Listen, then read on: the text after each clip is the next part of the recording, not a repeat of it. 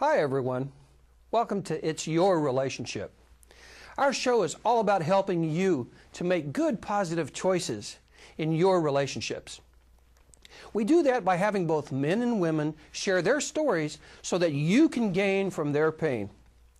We also bring a variety of professionals to share their experiences and to give recommendations for the guests and for you, our audience. And don't worry, the names have been changed to protect the guilty. Actually, we realize that every story has two sides. Our purpose here is not to embarrass anyone. We only want to see your relationship blossom and grow. So, let's get started. Hello, everyone. We have a very special guest for you today. We have a medical doctor here. Her name is Cheryl Denise Bryant-Bruce. And she lives in the Los Angeles area.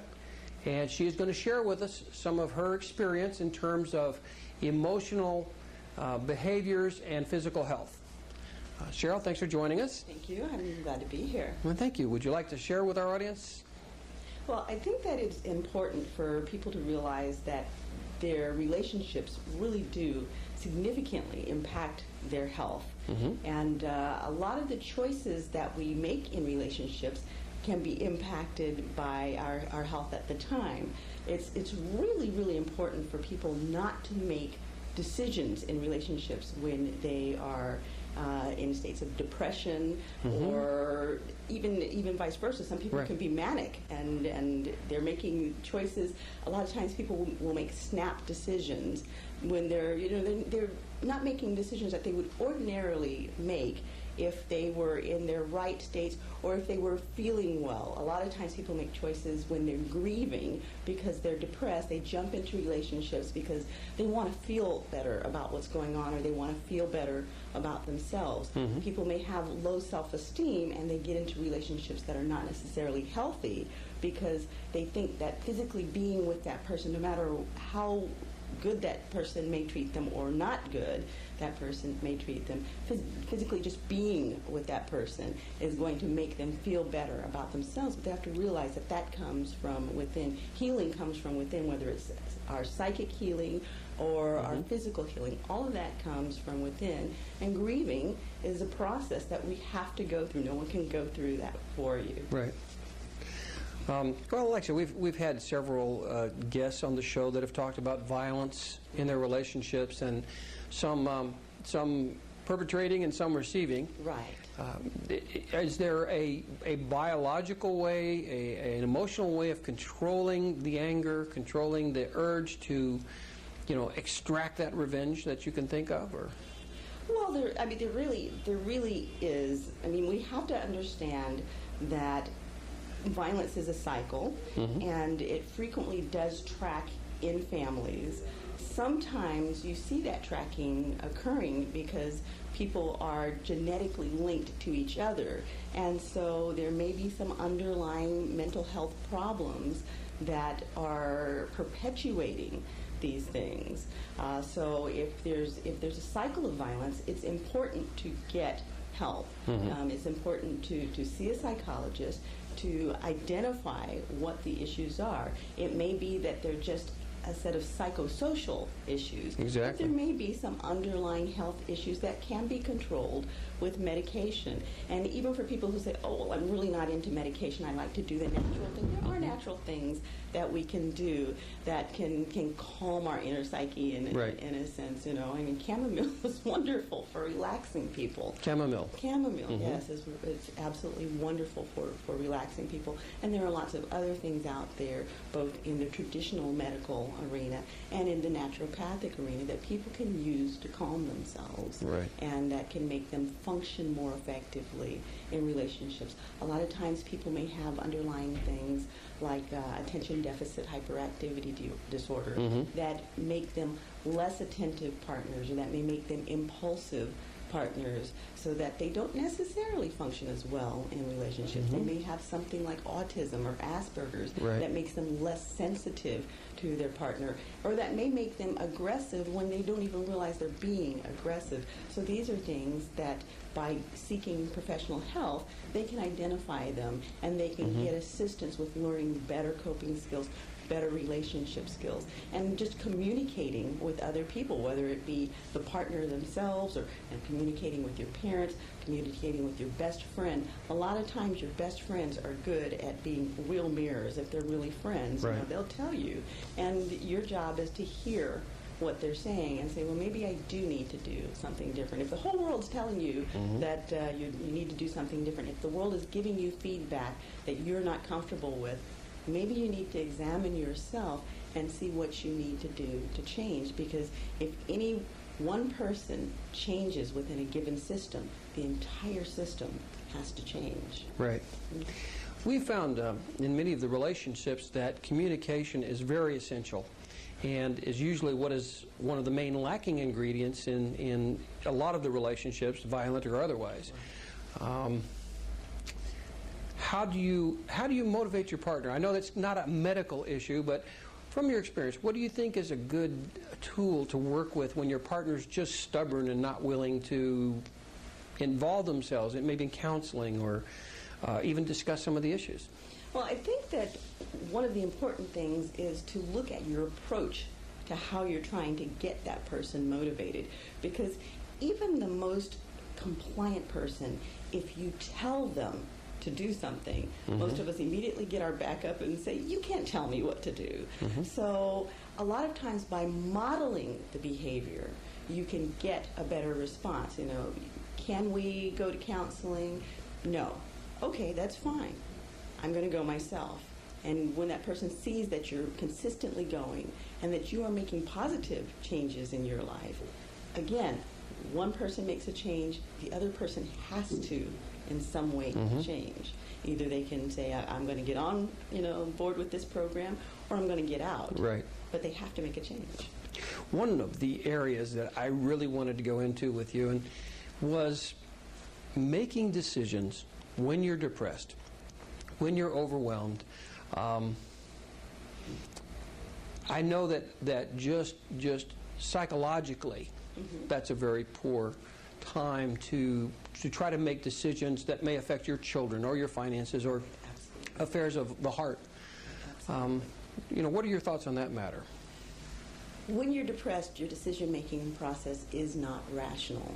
You have biochemical things going on in your brain that basically blur your thinking. So that's never a time to make decisions. And if you are going to make some major life decisions at a time when you know that you're depressed, then bounce it off of somebody else who's more rational at that time. Say, this is what I'm thinking about. That's a good idea. What do you think of my choice? And a lot of times, if you're really way out in left field, again, if they're a good friend, they're going to let you know you might want to wait before you make that decision. And it's always a good thing to just wait before you make the decision. Sleep on it and decide if it's a good decision. Right, good choice. What about, I've known that some people, for example, I'm thinking of a situation of jealousy. Yes.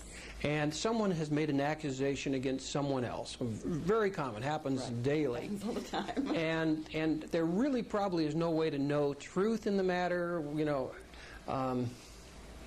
but from that point, there seems like an obsession, obsessive compulsive, if you will, starts to develop, and sometimes consumes the relationship. Right.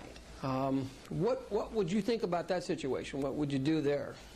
Well, I mean, for starters, in that situation, you know that there are three sides to every story. There's his, hers, and somewhere in the middle lies the truth. Right. And I think you kind of have to put everything on the table and sort out what the pieces are. And each one of those jealousy situations tends to be a little bit different because, sometimes there are actually really, truly innocent parties.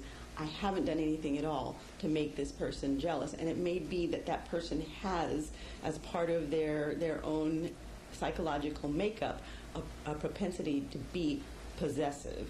And if you're in a relationship where the other person is possessive, and that's their nature, if you watch them in their other interactions and you see that possessiveness, you have to either accept that you are going to be controlled or understand that person is not going to change. And you have to kind of decide what your level of tolerance for that is. Right. And if you can't tolerate it, then for your own mental health, you may need to break ties with that relationship and put some space between you and Right. that person. The other thing that you may decide that you want to stay in it, but you may have to define parameters. Okay, these are the parameters. I need some space from time to time. I am going to go out on Thursday night with the girls. You can go out on Wednesday with the boys. Mm-hmm. Neither one of us can stay out past 12. We have to be with identifiable friends that we're comfortable with. Sometimes you can define levels of comfort in which both of you get space. It's important for people to have space. Even when you're in a relationship, Right. it's important for people to have space and to maintain the person that they are. You can't, it's like come together and become one, but that isn't a virtual kind of thing. I understand. It's an ideology of two becoming one, but Concept. you still maintain who you are. And just tying, I know we've touched on it a little bit in the conversation, but I know the American medical journals are talking about how your physical health is directly affected by your emotional and mental health. Yes. And I'd just like to say, are things like cancer, mental disorders, certainly, fevers, other things possibly related back to your emotional relationship? Maybe Absolutely. you can Absolutely. work at that a little bit. Absolutely. When you're emotionally upset, whether it's depression, whether it's anger, when you are emotionally distraught, it impacts your immunological system. And our immune system is what keeps us healthy.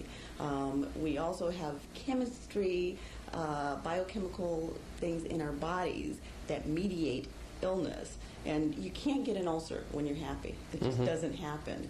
But if you're distraught and upset, the biochemical things going on set your body up for failure. Physical failure. Your body is producing more acids that cause ulcers. Our immunological markers are down, which allows us to develop things like cancers. When I see a person that just is repeatedly in my office, I'm sick, this is going wrong, that's going wrong, then I start looking for what's going on in your social situation that is making you vulnerable in your physical health. Well, appreciate your time, and I'd like to have you address the audience just for a minute or so and give your recommendations on what they should look for in relationships and how maybe they should conduct themselves, and just look right into the camera and tell them. Well, I think that it's important for everybody when going into relationships. I mean, we all want to believe in love at first sight, but it's important to know the person that you're going into a relationship with. It's important to talk to their friends, talk to their family, talk about different situations, and make sure that you know psychologically who that person is, whether they are healthy. And if they're not, and you're still interested in the person, make sure that they seek the appropriate help so that you can have a healthy, balanced relationship. And then the other thing that I want to mention is the number one cause of deafness in women is physical abuse. If you're in an abusive relationship, whether you're the abuser or you're the abused, get help. It doesn't stop without getting help. Absolutely. Well, that was fantastic. Some really great advice. Once again, it's your relationship. Take charge. Take control. We'll see you next time. Well, folks, that's our show for today. We hope that these stories will help you to make good choices in your lives. And remember, it's your relationship. It's your life. Live it well. I'm your host, Lyndon Graves, and we'll see you next time.